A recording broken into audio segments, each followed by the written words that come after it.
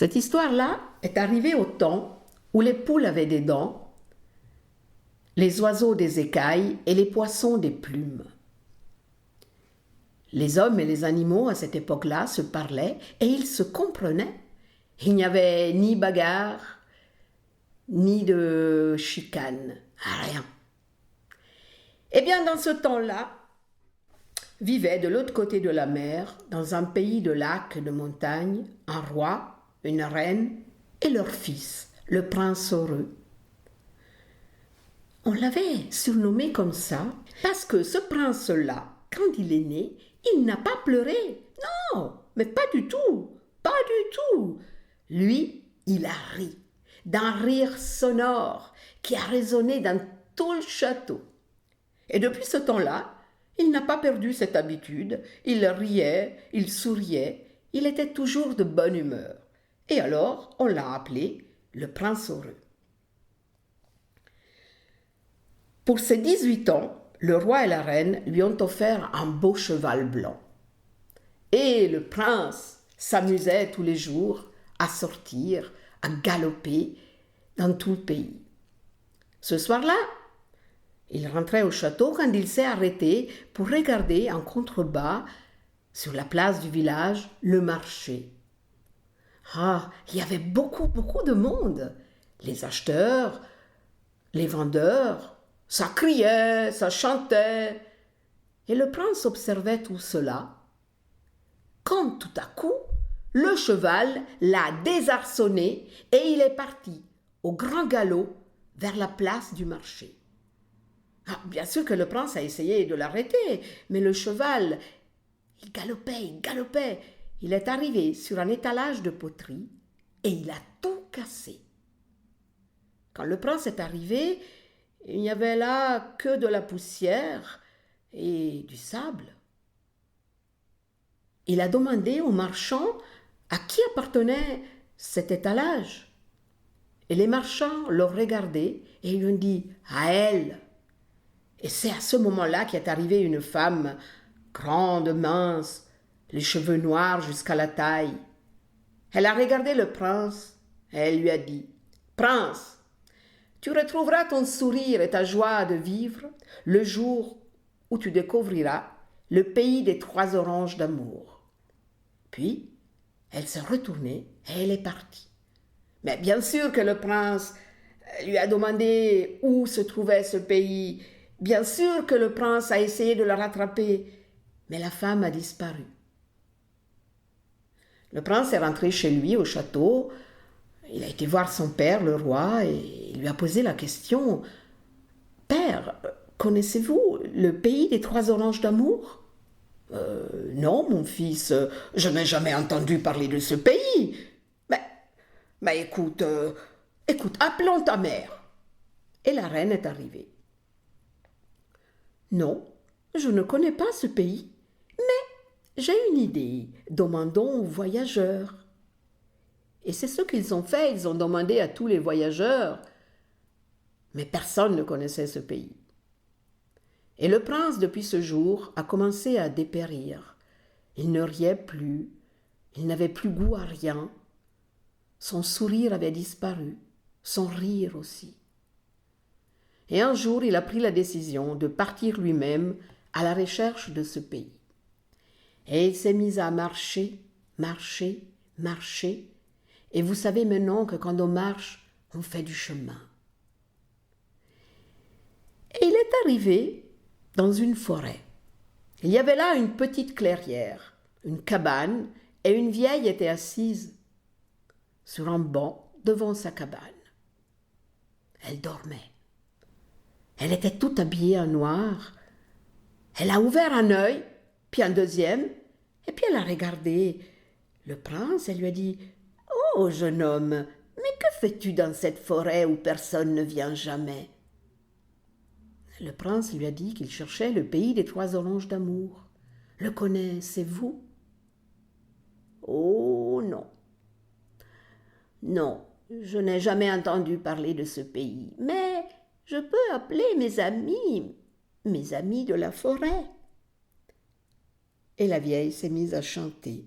« Mes amis, mes amis, mes amis de la forêt, j'ai besoin de vous, j'ai besoin de vous. Et de tous les côtés de la forêt sont arrivés les sangliers, les loups, les renards, les ours, les lapins, les lièvres, la tortue même, les hérissons, l'écureuil. Il y en avait partout de ces animaux. Ils se sont mis autour de la vieille femme, elle leur a posé la question, mais les animaux, ils ont dit qu'ils ne connaissaient pas ce pays. Et puis ils sont repartis. Le jeune prince allait reprendre sa route, mais la vieille lui a dit « Et pourquoi tu es si pressé? Tiens, je vais t'offrir un cadeau. Prends cette clé. Peut-être qu'elle te sera utile dans ton voyage. Va, mon fils. »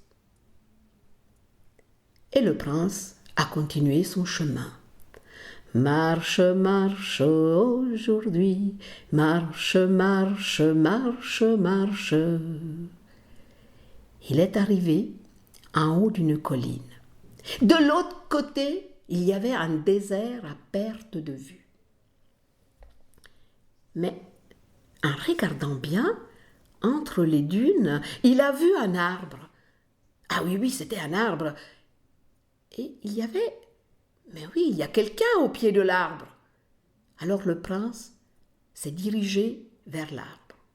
Quand il est arrivé, il a vu une vieille femme qui était endormie. Elle avait le visage ridé comme une vieille pomme. Elle dormait profondément. Le prince a juste dit « Madame !» Et la vieille femme a ouvert les deux yeux, l'a regardé, et elle lui a dit « Jeune homme, que fais-tu ici, dans ce désert où personne ne vient jamais, jamais ?» « Je cherche le pays des 3 oranges d'amour. Le connaissez-vous ?»« Oh non, je n'ai jamais entendu ce pays. Non, je ne connais pas. Mais attends, je vais appeler mes amis les serpents. »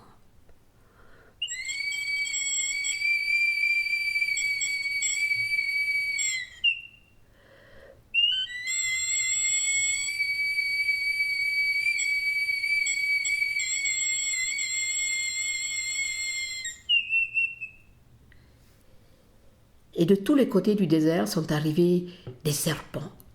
Des petits, des grands, des moyens, des rouges, des jaunes, des verts, des noirs. Ils étaient tous là et ils sifflaient. C'était tellement fort que le prince a mis ses 2 mains sur ses oreilles.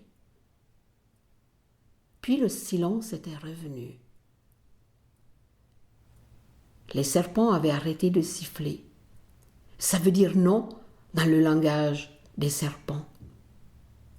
Puis les serpents sont partis, et cette fois en silence.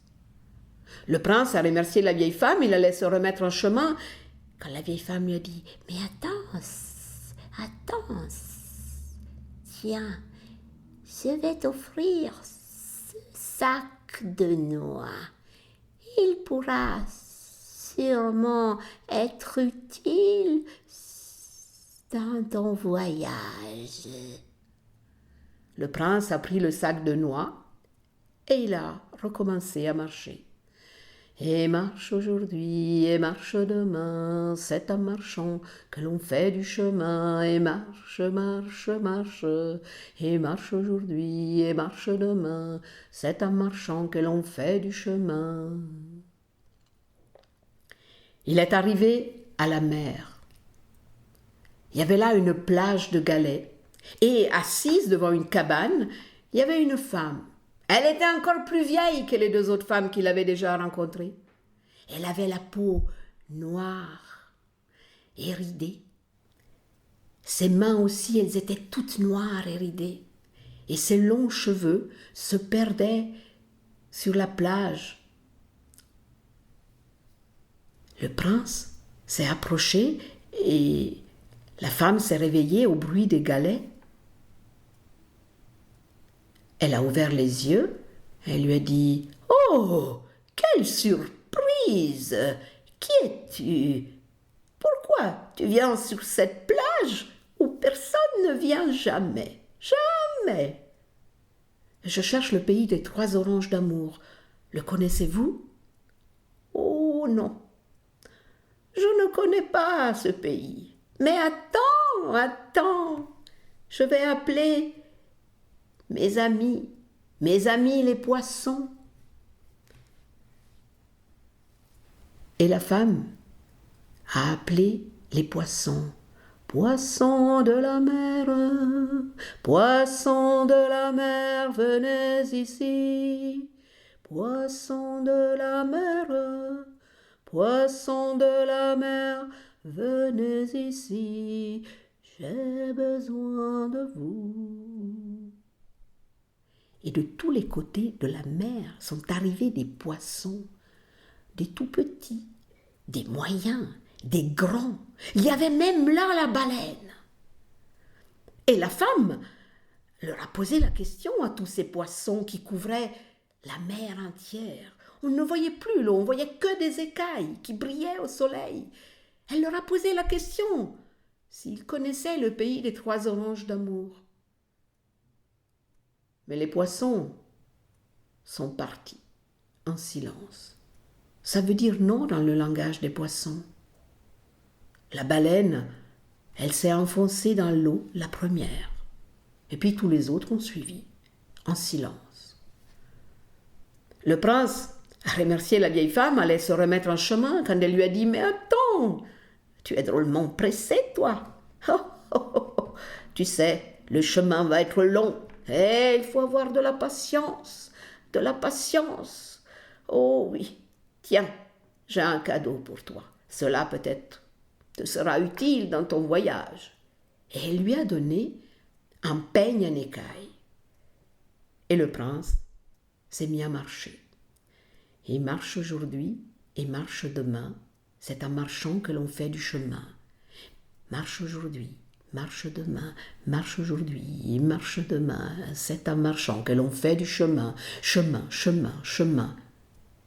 Il est arrivé au bout du monde. Oui, mais pas le bout du monde de Genève, non. Le vrai bout du monde, là où le monde s'arrête. Eh bien là, le prince était très très triste. Ah oui, il était arrivé au bout du monde et il n'avait pas retrouvé ce pays des 3 oranges d'amour. Il s'est même posé la question s'il existait vraiment ce pays. Or, il y avait là, à la fin, au bout du monde, des rochers noirs. En levant les yeux, il a vu, ben oui, il a vu une robe noire. Il a vu, mais c'était une femme, très grande. On aurait dit que sa tête et ses mains touchaient les nuages, et elle faisait des grands gestes avec ses bras. Alors il s'est approché et il a crié « Oh, oh, oh, madame, madame !» Mais la femme n'écoutait pas. Alors il a tiré sur sa robe, il a tiré longtemps, puis il a crié « Madame, madame, connaissez-vous le pays des 3 oranges d'amour ?» La femme a enfin entendu, elle a baissé la tête, elle a dit « Je ne comprends rien, rien, rien. » Alors le prince a crié encore plus fort. Et la femme a secoué la tête, elle a dit « Attends, attends, je vais appeler mes amis les oiseaux. » Et elle a appelé les oiseaux du monde entier sont arrivés. Tous, ils étaient tous là. Vous êtes tous là? Mais le petit rouge-gorge a dit « Non, il manque l'aigle. » En effet, l'aigle n'était pas là. Alors la femme a regardé bien le ciel et elle a vu un petit point noir qui s'approchait tout doucement, tout doucement. C'était l'aigle. Et comme il n'y avait plus de place dans le ciel, l'aigle est arrivé et il s'est posé au pied du prince. Et la femme, depuis là-haut, elle a posé la question à tous les oiseaux du monde en disant « Connaissez-vous le pays des 3 oranges d'amour, orange d'amour, pays orange d'amour ?» Et l'aigle a dit « Oh oui, que je le connais, mais bien sûr, j'en reviens. Mais je suis fatigué et il faut que je dorme, que je boive, que je mange. » Vous connaissez le pays des 3 oranges d'amour, a dit le prince. Mais oui, je viens de le dire. Oh, il faut que tu me donnes à manger et à boire et que tu me laisses dormir. Tu veux y aller? Je t'emporterai là-bas. Et le prince laisse l'aigle tranquille, il lui donne à manger, il lui donne à boire et il attend. Et il attend, et il attend. 1 semaine. Et au bout d'1 semaine, l'aigle se réveille et dit « Oh, j'ai bien dormi, je suis plein de force, grimpe sur mon dos, et tiens-toi bien à mon cou. J'espère que tu n'auras pas peur. »« Oh, ben non, a dit le prince, je n'ai jamais peur. »« Eh bien, on s'en va. » Et l'aigle s'est mis à voler, et il a traversé 7 rivières de feu, 7 glaciers, 7 mers rouges, bouillonnantes, et a posé le prince dans une région noire et désertique. Il y avait là un château noir, et tout autour il y avait des arbres noirs, calcinés. Il y avait des gros oiseaux noirs qui croissaient dans le ciel.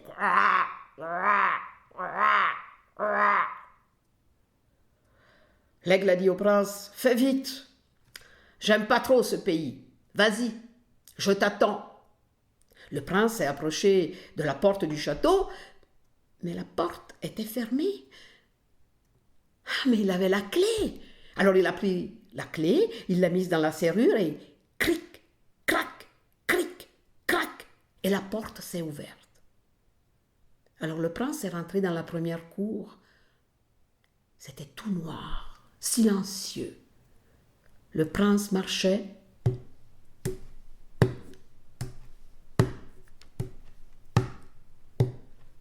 Et de temps en temps, il criait « Y a quelqu'un ?»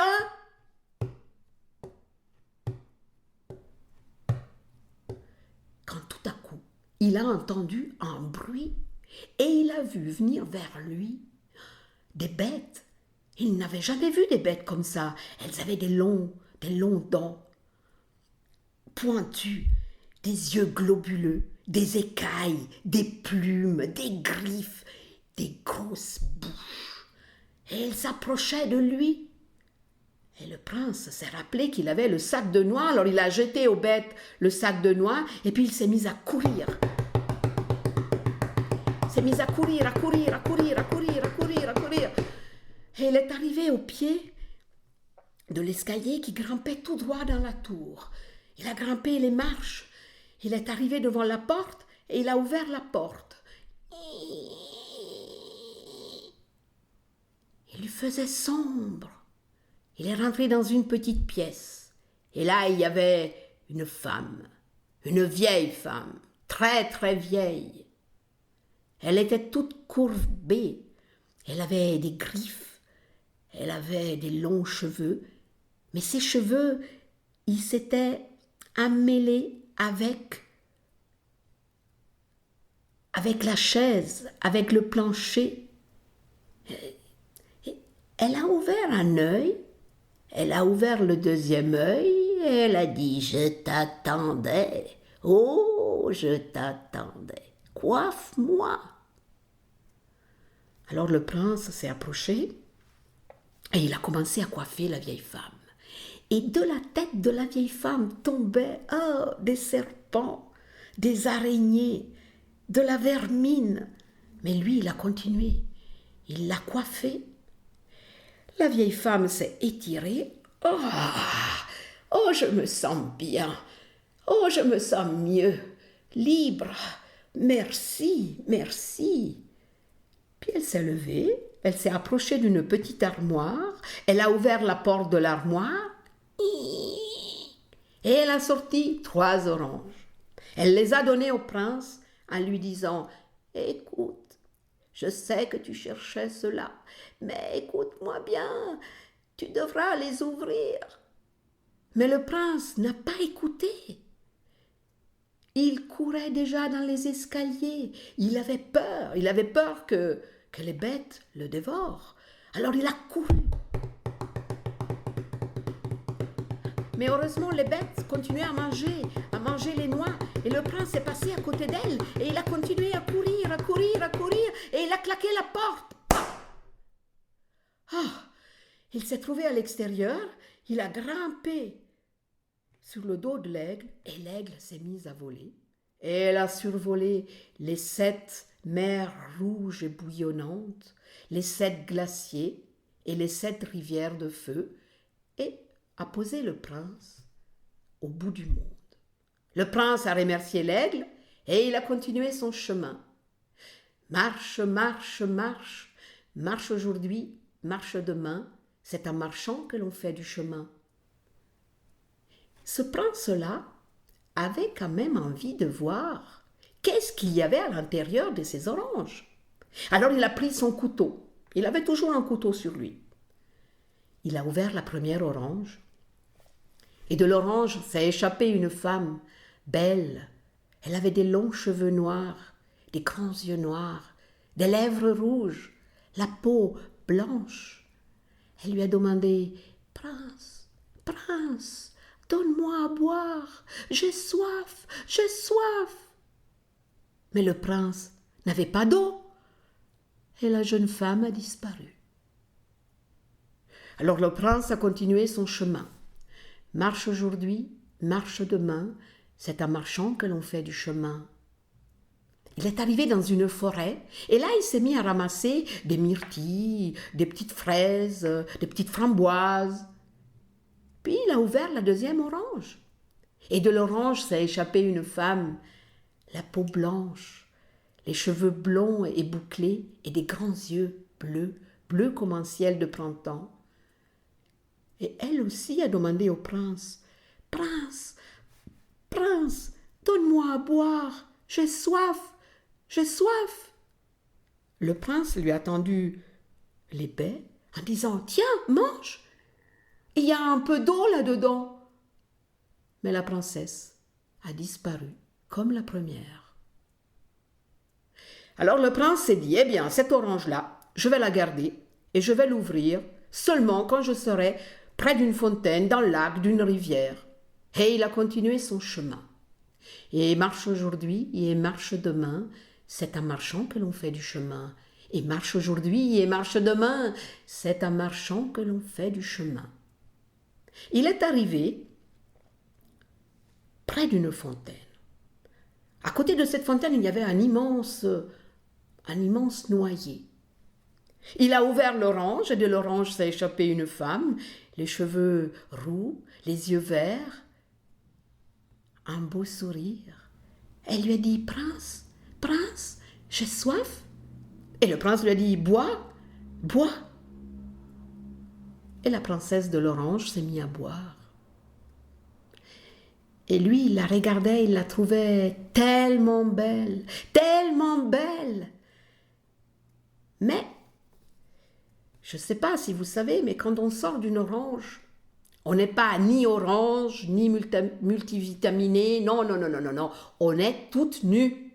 Et il ne pouvait pas ramener une femme toute nue au château. Alors il lui a demandé de grimper dans l'arbre et de l'attendre. « Je viendrai te chercher avec un carrosse et la robe de mariée. Va, ma jolie, attends-moi. » Et le prince s'est mis en chemin. Et marche aujourd'hui et marche demain, c'est en marchant que l'on fait du chemin. Or, dans ce village-là, habitait une vieille sorcière. Elle était laide, elle était méchante, Toutes les autres sorcières en avaient peur. Et cette sorcière-là, elle avait décidé d'aller à la fontaine chercher de l'eau. Et quand elle a baissé la tête et elle a mis sa carafe pour prendre l'eau, elle a vu l'image de la jeune fille dans l'eau.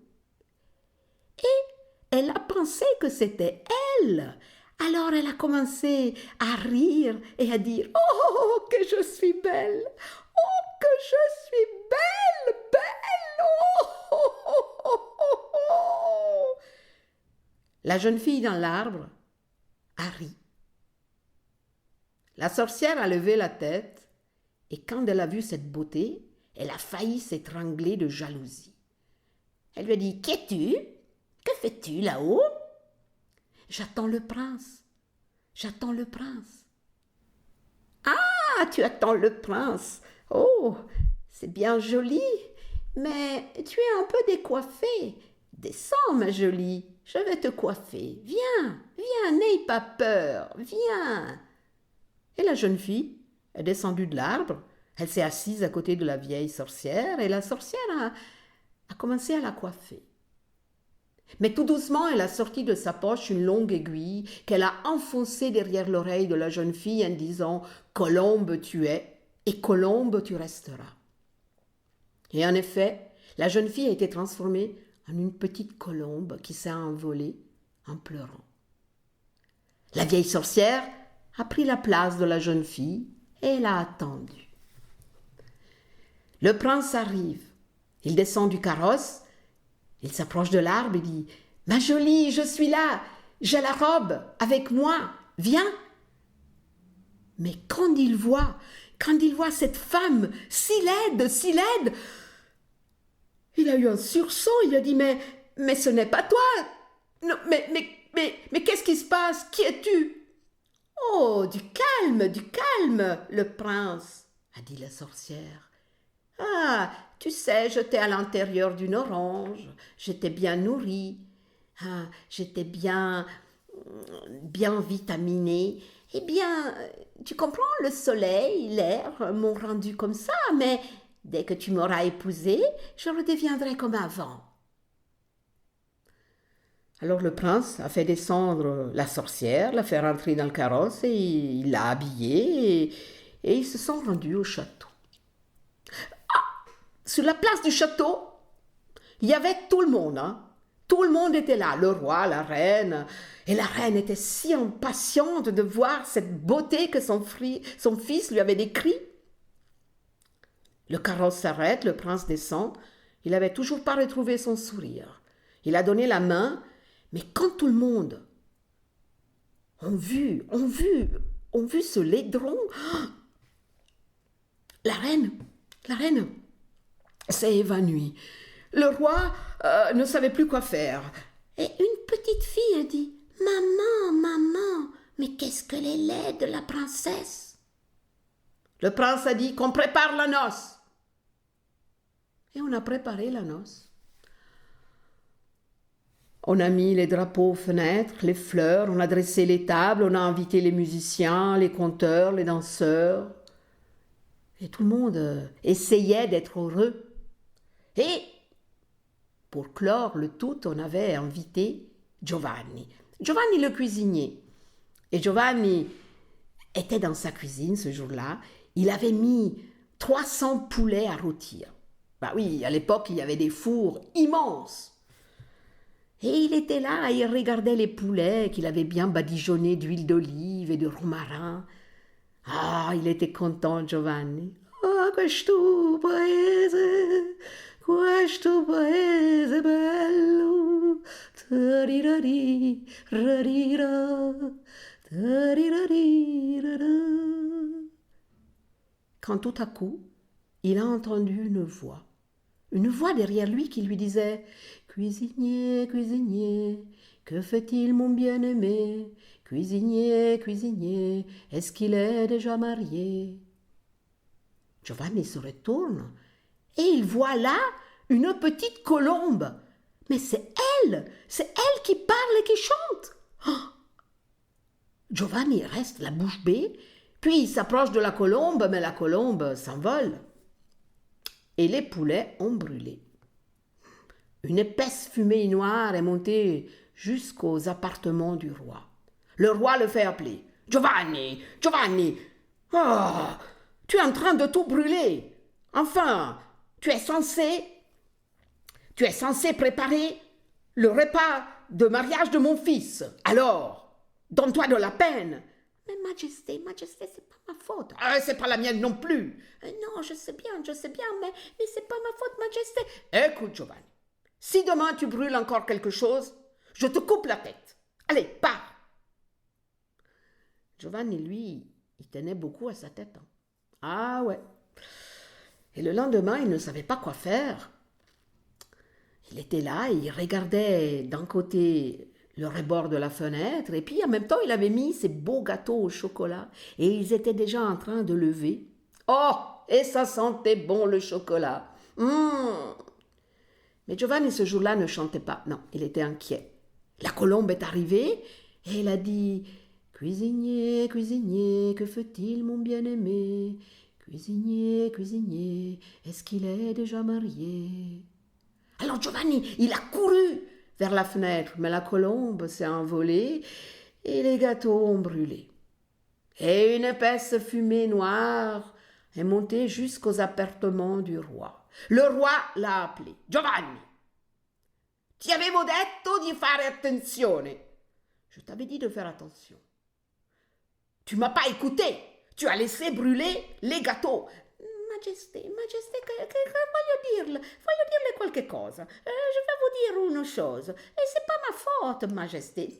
No, non è colpa mia. È colpa della colomba che canta. Quoi?